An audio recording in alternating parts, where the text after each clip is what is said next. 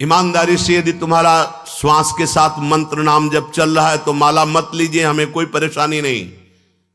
लेकिन बेईमानी नहीं, अगर मंत्र नाम नहीं चल रहा तो हाथ में माला होना चाहिए। ये तुम्हारी बड़ी सावधानी की वृत्ति पैदा करेगा माला, ये कोई खिलवाड़ नहीं है। अगर वास्तविक ईमानदारी से आपका निरंतर नाम मंत्र श्वास के द्वारा चल रहा है तो प्रणाम है, हम इस पर जोर नहीं देते। और अगर आपका नहीं चल रहा तो बेईमानी मत कीजिए।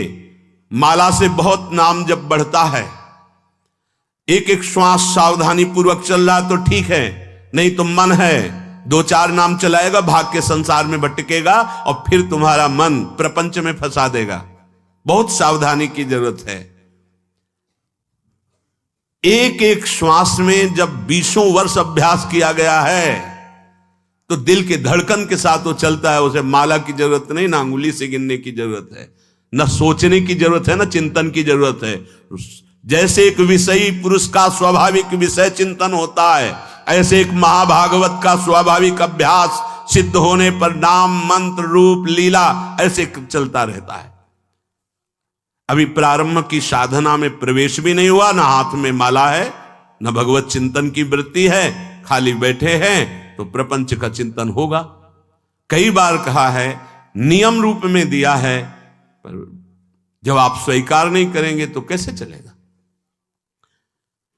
आपके हाथ में चाहे आजकल वो नया चला है काउंटर, ऐसे अंगुली में फंसा लिया, कितना बढ़िया है। एक कम से कम मन को अच्छा लग रहा है कि 10,000 नाम हो गए, उसको सुख मिल रहा है। प्रियालाल के 10,000 नाम जप लिए, आज 11,000 जप लिए, आज 20,000 जप लिए। ये बोले इससे अभिमान बढ़ेगा। हम कह रहे हैं ना, ये अभिमान बढ़ना चाहिए और लोभ बढ़ना चाहिए कि आज 10,000 किया, कल 15,000 करेंगे, 20,000 करेंगे, 1 लाख अब कल, अब 1.5 लाख होने लगा है। बड़े अहोभाग्य। अरे मंगल में प्रभु के नाम का हृदय में संचय करने का भाव आ जाए। अब ऐसे जब स्वाभाविक नाम चल रहा है तो धन्याति धन्य, नहीं चल रहा तो आप अपने साथ बेईमानी मत कीजिए। टरी जाती है आयु रात दिन, ये भगवान भुवन भास्कर उदय होकर आपकी जीवन को नष्ट कर रहे। दिन गया, रात्रि आई, रात्रि गया, अब पता नहीं दिन पूरा हो कि आज का ना हो। सच्ची बात, बड़ा भयावह है ये मृत्यु लोग। ऐसी कल्पनाएं प्लानिंग हो रही कि लगता है अजर अमर हम हैं। आगे से आगे की 7 पीढ़ी सुख भोगते रहे, इतना व्यवस्था कर ले हम। 7 मिनट का भरोसा नहीं कि जिनके लिए हम 7 पीढ़ी की सोच रहे हैं वो 7 मिनट रहेंगे कि नहीं, या जिससे सोच रहे हैं ये रहेगा कि नहीं। बड़ा भयावह विषय। तुम्हें भय नहीं लग रहा? माया की तरफ से निर्भय हो तो महाभय को प्राप्त हो जाओगे। भजन की तरफ वृत्ति जोड़ो, फिर निर्भय हो तो परमानंद को प्राप्त हो जाओगे। टरी जाती है आयु रात दिन, रसना प्रेम सहित कही हरि हरि हरि, राधा कानन शरण मना परी। मन से और तन से यदि वृंदावन का सेवन करने का सौभाग्य मिला है, तन से तो वृंदावन वास हो ही रहा है, पर मन से भी करो। कैसे होगा? तो बोले रसना हरि हरि, जिह्वा हरि हरि नाम, राधा राधा राधा, कृष्ण कृष्ण कृष्ण, ये रटना प्रारंभ करो। ना हाथ में माला है, ना मन में मंत्र चल रहा है, ना नाम चल रहा है, असंतुष्टता होती। किसके साथ तुम धोखा कर रहे हो? अपने साथ कर रहे हो। आज कोई टोकने वाला है, कल कोई टोकने वाला नहीं मिलेगा, कोई रोकने वाला नहीं मिलेगा। रौन देगी माया। विश्वास कीजिए, लाखों सर झुकाएंगे, लेकिन चूक जाओगे तो कोई तुम्हारा मुंह नहीं देखना चाहेगा। ध्यान रखना, ये संसार है। सही मार्ग पे चलोगे, भगवत भजन करोगे, बिस्तरे सब जग विमल कीरति, साधु संगति ना टरे।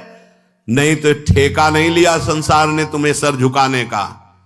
अगर आज सर झुका रहा हो, नाम जप और सही ढंग से नहीं चलोगे तो कल तुम्हारा कोई चेहरा नहीं देखना चाहेगा। तुम्हारी छवि उठाकर नाली में फेंक दी जाएगी। ये संसार है होश में। भगवान ने तुम्हें केवल विरक्त मार्ग, भगवत मार्ग दिया है भजन करने के लिए। रात दिन तुम्हारी आयु क्षीण हो रही, कमाई कर लो, जाना है प्रभु के पास। यहां की प्लानिंगें केवल धर्म पूर्ति के लिए सोचो, भगवत प्रसन्नता के लिए सोचो। मान जाओ मेरी बात। नहीं, बहुत बहुत इतिहास साक्षी हैं, बस प्लानिंगें ही चलती रहती। मन की मन में ही रह गई, कुछ कर नहीं पाए, और जो मन में रह गई वो आगे जन्म के विस्तार कर दिया। बड़े महापुरुष कह रहे हैं, टरी जाती है आयु रात दिन। रात दिन चला जा रहा है। काल करे सो आज कर, आज करे सो अब, पल में परलय होएगी, बहुरी करोगे कब। भजन के लिए अरे फिर कर लेंगे, और भोगों के लिए, विषय के लिए, प्रपंच के लिए अभी। उल्टा करो, जब भोगों के लिए मन लालायित हो तो आगे के लिए टाल दो, भजन के लिए अभी अभी अभी, इसी समय से। राधा राधा राधा। गही रही मीत रवि सुता को तट, अपनावेगी कुंवरी कृपा करी। श्री हरिवंश प्रसाद स्वामिनी, दय है उर आनंद विपुल भरी। अरे मित्र, तुम परम पावन यमुना के पुलिन पर आ गए हो तो बैठ करके खूब नाम जप करो, नाम कीर्तन करो, प्रभु की लीला गायन करो, तो कुंवरी किशोरी जी ये देख करके तुम्हें अपना लेंगी। जहां स्वामिनी जी ने अपनाया, तुम्हारे हृदय में आनंद स्रोत खुल जाएगा। हरिवंश प्रसाद से स्वामिनी जी तुम्हें अपने चरणारविंद का परम सुख प्रदान करेंगी। स्वामिनी जी के चरणों से प्रेम रस धारा बहती रहती है। आचार्य प्रसाद से, गुरुदेव प्रसाद से स्वामिनी जी कृपा करेंगी, संबंध का निर्वाह करती हैं। वो आपके हृदय में प्रेम जागृत कर देंगी। निर्दूषित करिवास रसिक जन, सदा संगरमी दृढ़ व्रत यह धरी। निर्दूषित, अगर हमारे अंदर रहनी दूषित रही तो धाम में रहते हुए अंतिम समय यहां शरीर छूटे कल्याण हो जाएगा, पर प्रिया प्रीतम के समीप पहुंचना, उनकी नित्य सेवा में पहुंचना ये दुर्लभ हो जाएगा।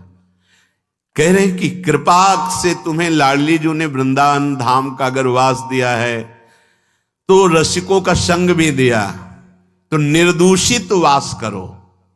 निर्दूषित, हमसे कोई अपराध न बन जाए, हमसे कोई दोष न बन जाए। वैसे ये व्यवहार शून्य देश है, ये प्रेम मार्ग के पथिकों का है। यहां केवल प्रिया प्रीतम की प्राप्ति का लक्ष्य लेके आया जाता है। यहां केवल प्रिया प्रीतम की प्राप्ति का ही साधन किया जाता है।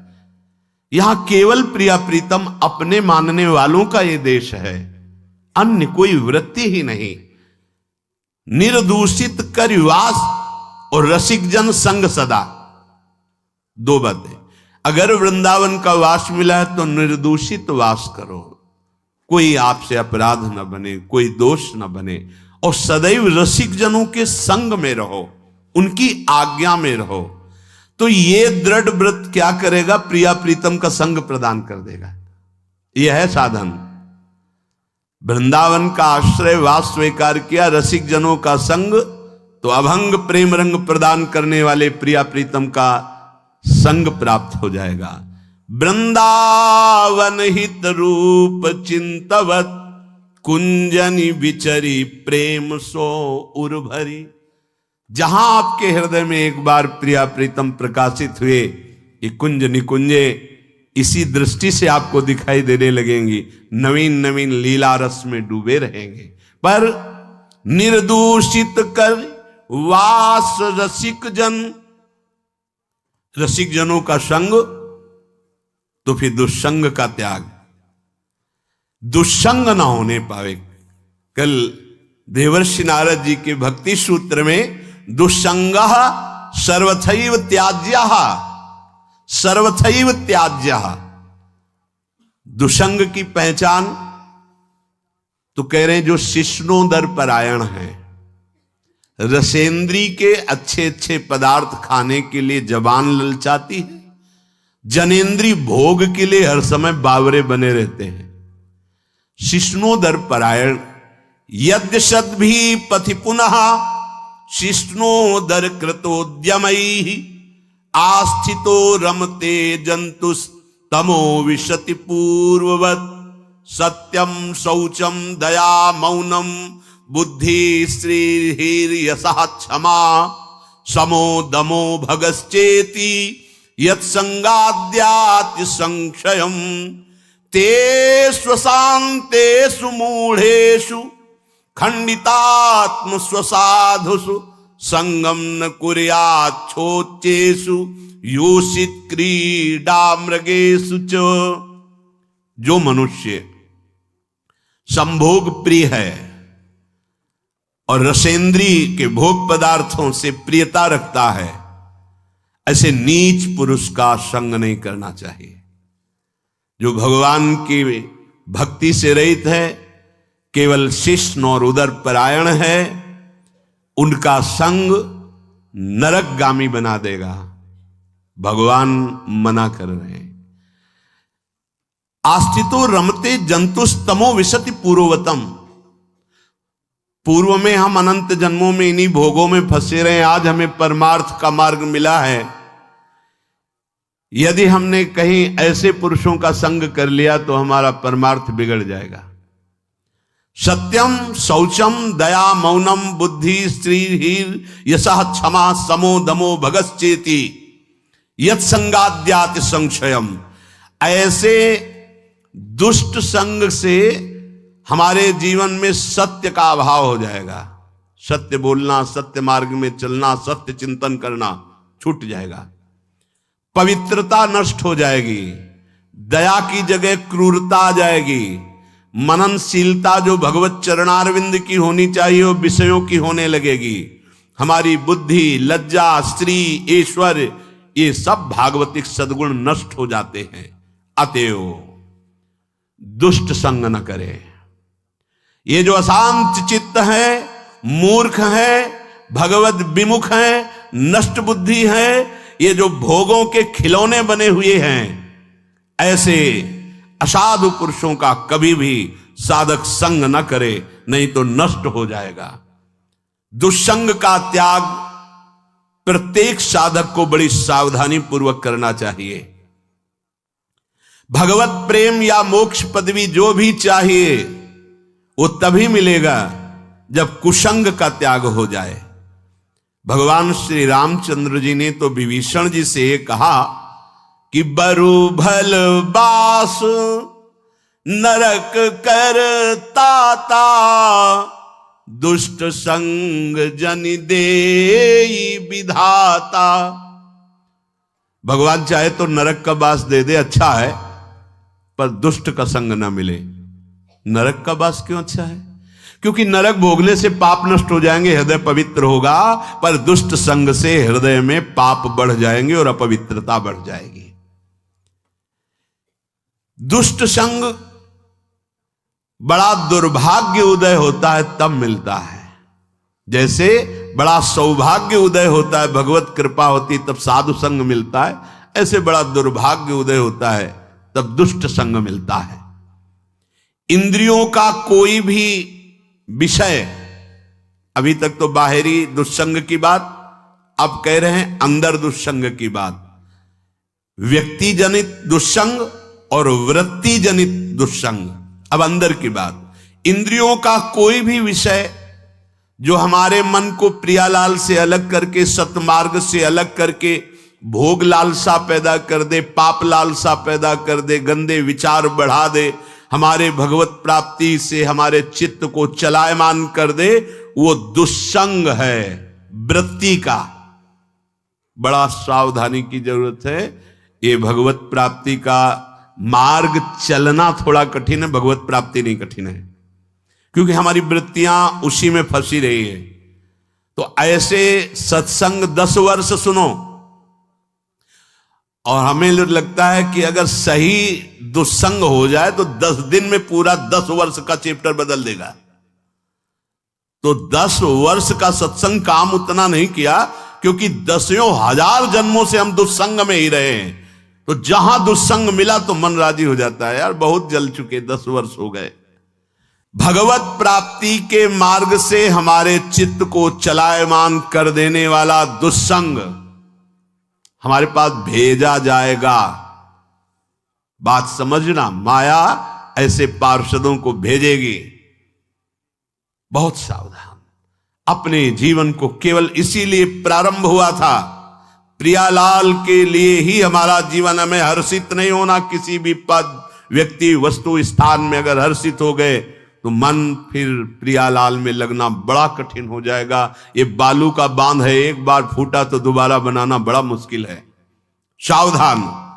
हमें ना कोई ऐसी चेतन वस्तु या जड़ वस्तु का दृश्य देखना है जो हमारे अंदर भोग वासना पैदा कर दे। जड़ के देखने से भी होता है क्या? हाँ, चित्र जड़ ही तो है। जो आप चलचित्र देख रहे हो जड़ ही तो है ना, उसमें कुछ हो थोड़ी रहा है, वर्तमान में थोड़ी हो रहा है, वो तो चित्र है। लेकिन वो चित्र तुम्हारे चित्त को बलात् आकर्षित करके भोगों में फंसा देगा। बहुत सावधान। ना कोई चैतन्य वस्तु। संगम त्यजेत मिथुन वृत्ति नाम मोक्षो। मैथुन धर्म से युक्त किसी भी प्राणी पर दृष्टि जाए, तत्काल मानसिक प्रणाम करके हटा लीजिए। दोबारा दृष्टि गई तो पतित हो जाओगे, संकल्प विकल्प होने लगेगा। इसीलिए साधक अपनी दृष्टि पर शासन रखता है। ये उचक्का की तरह ऐसे ऐसे चलना साधकों का स्वभाव नहीं होता। बावरों की तरह ऐसे ऐसे देखना, गर्दन इधर, ग्रीवा झुकी हुई है, आगे का मार्ग देख रहे, नाम निरंतर चल रहा है। किसी से बात कर रहे हैं अगर तो भगवत वार्ता कर रहे हैं, चेहरा देखना जरूरी नहीं, चाहे स्त्री हो चाहे पुरुष हो। जब आपको पता है कि हमारे पूज्य जन है तो हम उनका दर्शन करते, नहीं तो चरणों तक सीमित है। ऐसे बात की चल लिया, कोई भी रूप हमारे नेत्रों ने नहीं पकड़ा तो प्रियालाल के रूप में तन्मयता बढ़ेगी। बड़ी सावधानी से।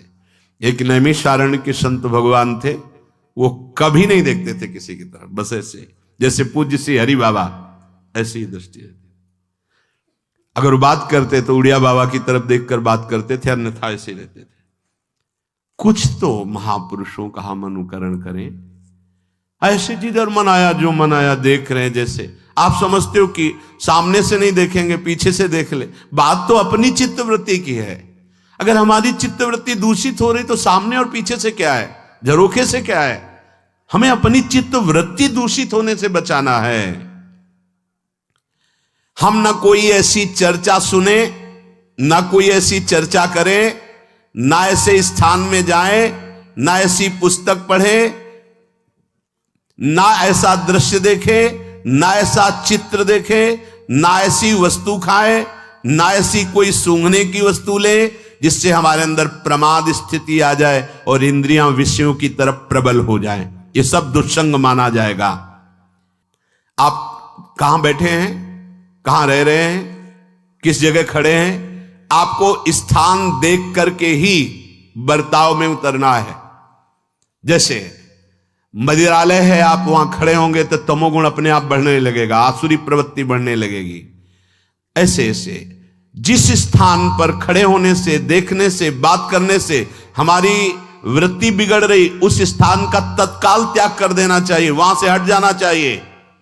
जैसे सत्संग, यमुना जी का एकांतिक पावन तट, किसी लता के नीचे, किसी संत भगवान के सानिध्य में, अब हमारा ये स्थान भजन वृत्ति बढ़ाएगा। उस व्यक्ति का घर जिसके पास जाने से वासनाएं बढ़ रही, उस स्थान में जहां दृश्य देखने से हमारे अंदर गंदी बातें आ रही।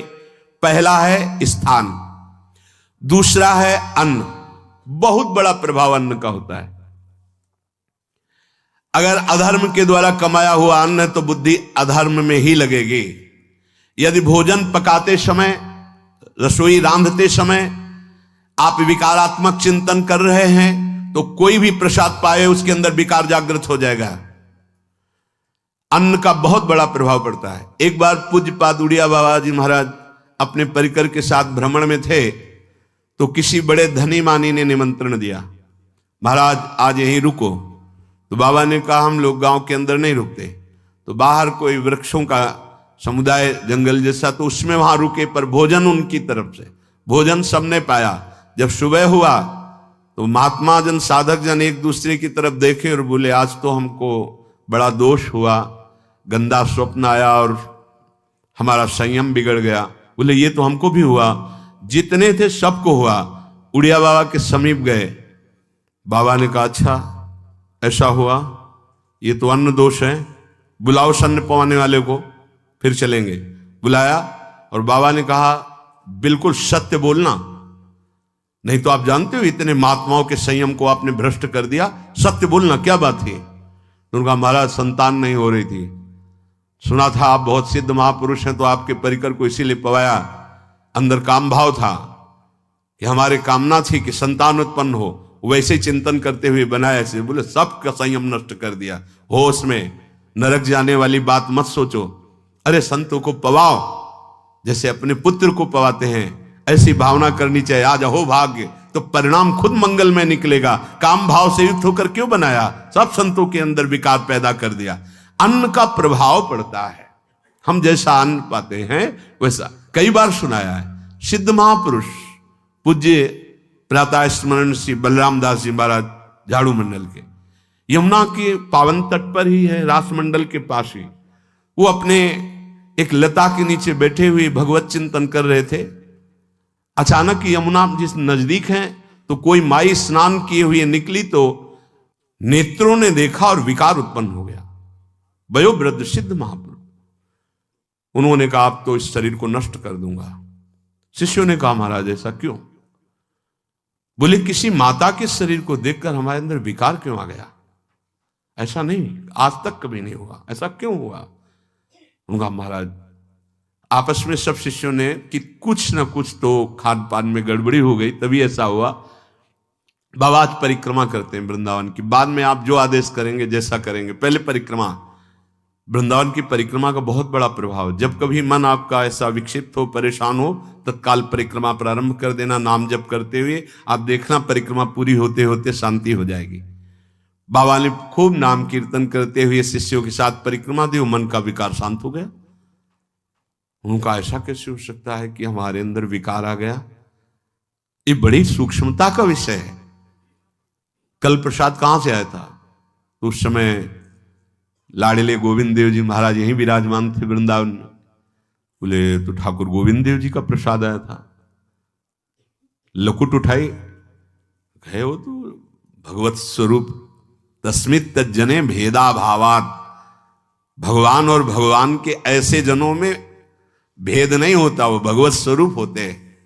गए और कहा बताओ आपका प्रसाद न पावे तो अपराध लगे कि प्रसाद नहीं पाया, और प्रसाद पावे तो हमारे अंदर काम जागृत हो जाए, हम तो मरे ना दोनों तरफ से।